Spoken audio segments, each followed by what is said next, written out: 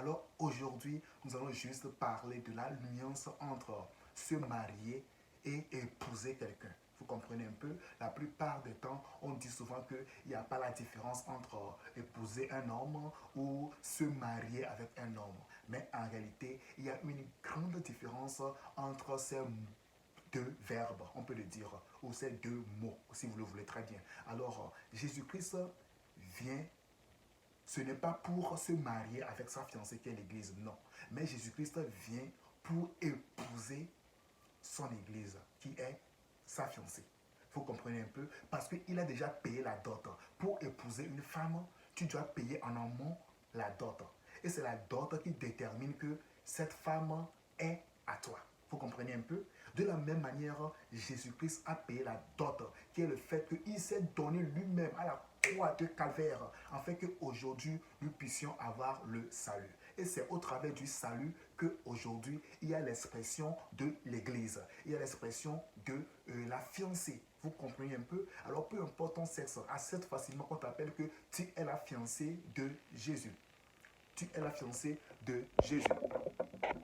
Alors, je continuerai pour vous faire comprendre que c'est très important de savoir vraiment que nous sommes la fiancée de Jésus. Vous comprenez un peu?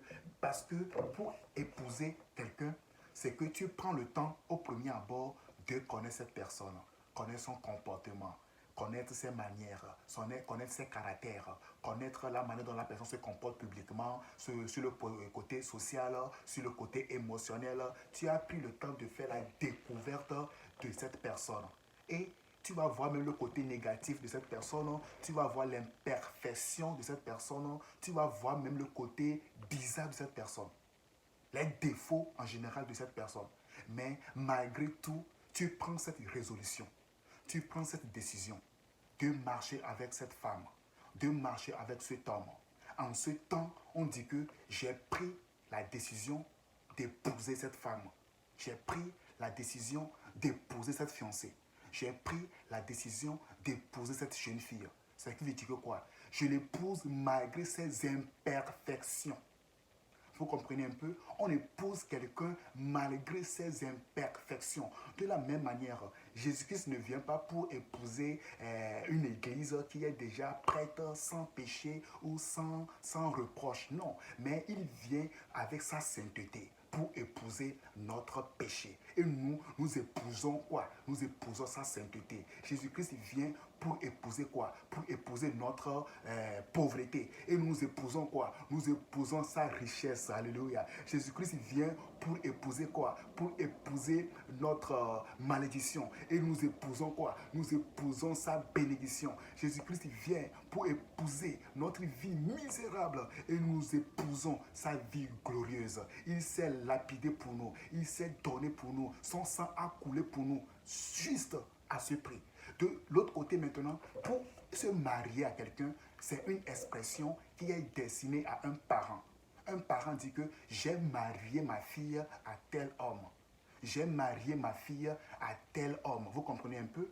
C'est papa qui peut dire ça, que j'ai marié ma fille à tel. On marie quelqu'un à quelqu'un. Mais papa ne peut jamais dire que j'ai épousé ma fille à quelqu'un. Non, c'est l'homme qui est le fiancé qui dit que j'ai épousé ma fiancée, j'ai épousé ma femme. Ce qui veut dire que quoi? Il a fait un travail en amont, il a payé la dot, il est en règle avec la famille, il a le droit sur la fille et il a reçu la bénédiction de Seigneur.